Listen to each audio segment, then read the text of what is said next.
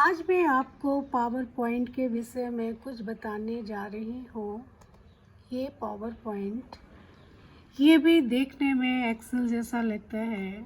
अब इसमें भी वही सब ऑप्शंस है, होम है, न्यू है, ओपन है, अकाउंट है, फीडबैक है एंड ऑप्शंस, अदर ऑप्शंस है।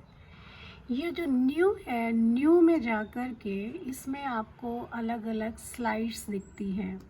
स्लाइड्स, ये ब्लैंक प्रेजेंटेशन स्लाइड है जिसमें हमको बनानी पड़ती है कि हमको क्या बनाना है स्लाइड्स में। तो ब्लैंक प्रेजेंटेशन स्लाइड्स में इसमें बनाते हैं।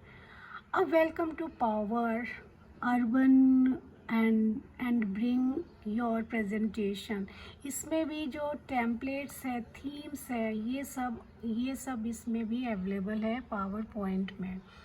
पावर पॉइंट में जो है इसमें भी सर्च ऑप्शन है, यहाँ पर दिया गया है। और यहाँ प्रेजेंटेशन, जैसे आपको प्रेजेंटेशन पावर पॉइंट में प्रेजेंटेशन बनानी है तो प्रेजेंटेशन में इसमें जा कर के जो अदर ये जो टेम्पलेट्स हैं, ये टेम्पलेट्स अवेलेबल है। जिससे रिलेटेड आपको टेम्पलेट्स बनाने हैं वो आपके इसमें अवेलेबल है। आपको related to your topic you have to select and do your work in PowerPoint. अब अदर आता है थीम्स, कि ये थीम्स में कैसे काम करते हैं। जैसे लोगों को कार्ड्स बनाने होते हैं, अपने रिफरिंग कार्ड्स बनाने होते हैं, या ओकेजनली कार्ड्स बनाने होते हैं कि शादी के कार्ड, बर्थडे के कार्ड, और अपने आइडेंटिटी के कार्ड्स बनाने होते हैं। वो अपने थीम के अकॉर्डिंग अपना इसमें टेम्पलेट्स अवेलेबल है और वो टेम्पलेट्स देख करके अपना काम कर सकते हैं। ये देखिए टेम्पलेट्स कितने प्यारे प्यारे सुंदर सुंदर टेम्पलेट्स अवेलेबल हैं और इस टेम्पलेट्स में लोग काम कर लेते हैं। अब नेक्स्ट पॉइंट आता है आप एजुकेशन।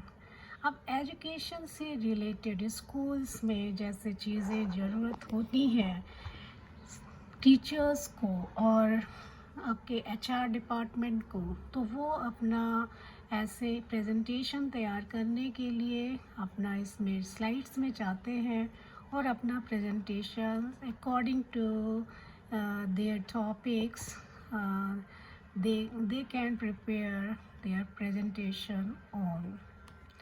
अब नेक्स्ट टॉपिक आता है चार्ट। अब आपको कोई चीज़ टेबल दे दिया गया है तो उस पे चार्ट बनाना है, तो चार्ट के प्रेजेंटेशंस आप पावर पॉइंट में भी बना सकते हैं। इसमें जो थोड़ा इजी ये होता है कि ये स्लाइड सिस्टम्स है। अब जैसे एक्सेल में वो वर्कबुक है, नोटबुक है और ये स्लाइड सिस्टम है, तो ये इसमें बहुत सारी चीज़ें होती हैं कि जो बहुत ही इम्प्रेसिव होती है। कि प्रेजेंटेशन यदि आप एक्सेल में दे रहे हो तो वो इट्स फाइन, बट जो पावर पॉइंट में जो प्रेजेंटेशन देते हैं तो वो बहुत ही इम्प्रेसिव बन जाता है, क्योंकि इसमें बहुत ही एक्स्ट्रा टूल्स अवेलेबल है, एनिमेशंस अवेलेबल है और फॉन्ट्स अवेलेबल है जो कि बहुत ही इम्प्रेसिव इम्प्रेशंस डाल सकते हैं सामने वालों पर। अब इसमें जैसे दिया है, नेक्स्ट जो दिया है आपका डायग्राम। अब डायग्राम आपको कोई चीज़ बनानी है, जैसे एज अ टीचर आपको कुछ डायग्राम बनाना है साइंस में related to and other subjects में, या आर्ट एंड कल्चर वाले टीचर्स एंड अदर्स फील्ड के लोग अपने डायग्राम्स बनाना होता है, तो वो पावर पॉइंट में आकर के इजी वे में बना सकते हैं डायग्राम।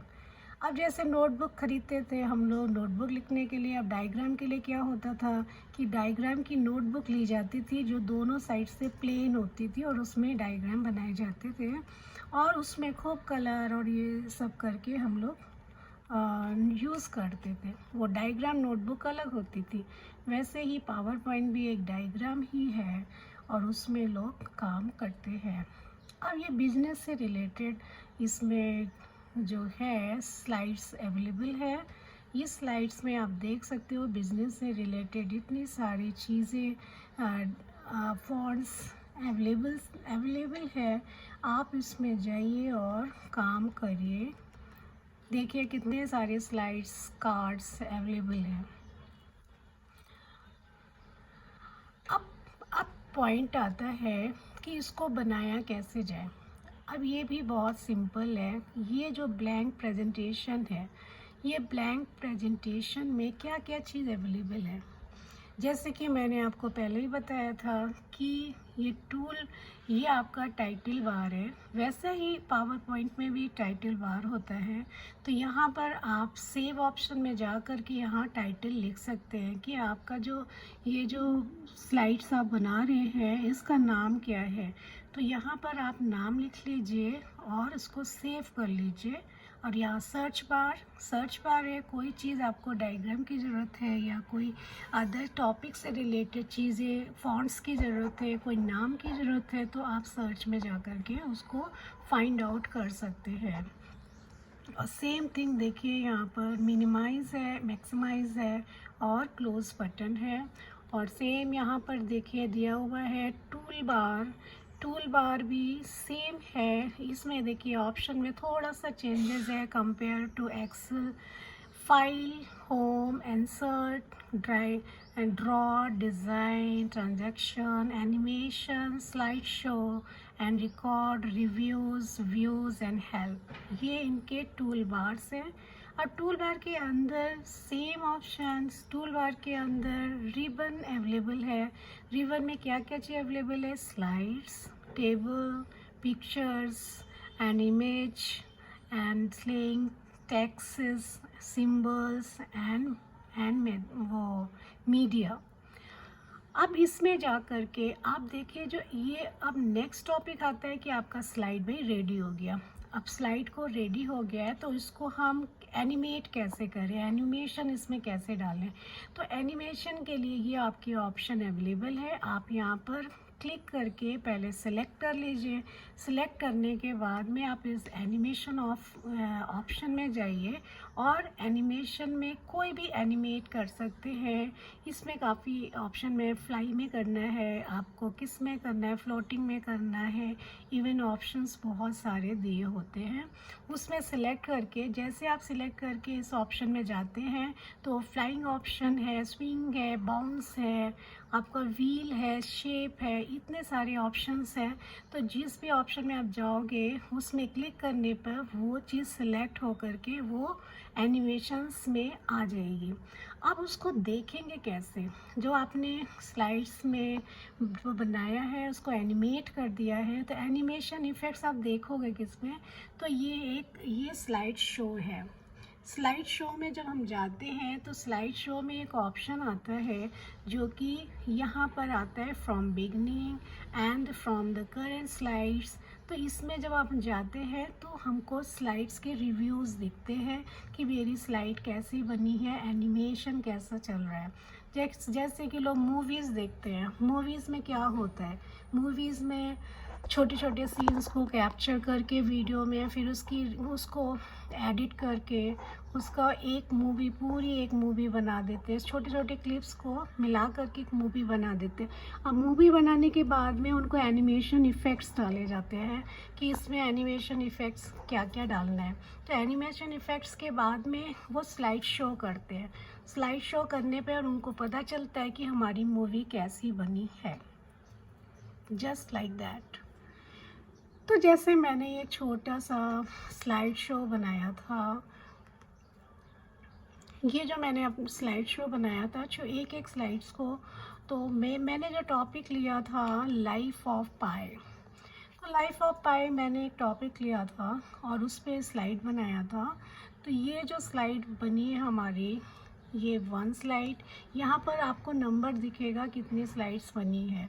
तो ये स्लाइड्स मेरी 1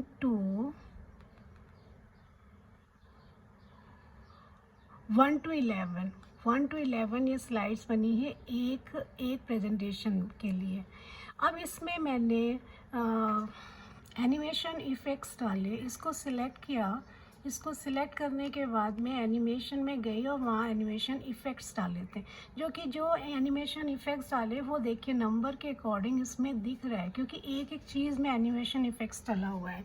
कि जैसे ये जो नेम है, लाइफ ऑफ पाई नेम है, तो इसमें एनिमेशन इफ़ेक्ट्स डाला है। तो यहाँ पर ये जो बॉक्स देख रहे हैं नंबर 1, तो इसमें एनिमेशन इफ़ेक्ट्स आ गया।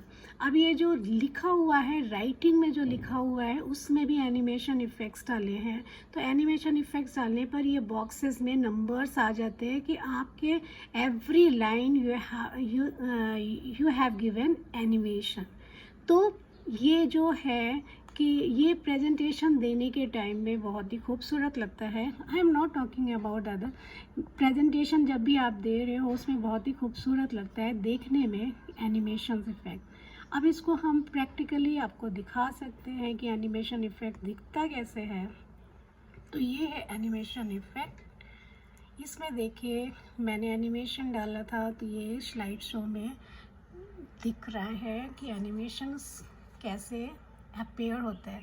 जैसे कि हम लोग पिक्चर हॉल में मूवीज़ देखते हैं और वो कैसे बनती है, वो भी आता है कि ये कैसे हो रहा है। तो ये सब चीज़ें पावर पॉइंट और एनिमेशंस से ही बनाया जाता है।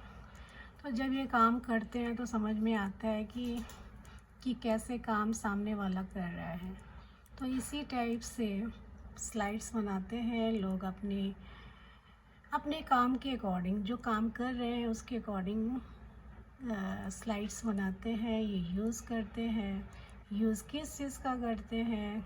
कुछ लोग एक्सेल का यूज़ करते हैं, एमएस एक्सेल का, कुछ पावर पॉइंट का यूज़ करते हैं, कुछ वर्ड का, बेसिक इज़ अ वर्ड, कुछ वर्ड का यूज़ करते हैं। इस तरीके से लोग अपना काम करते हैं।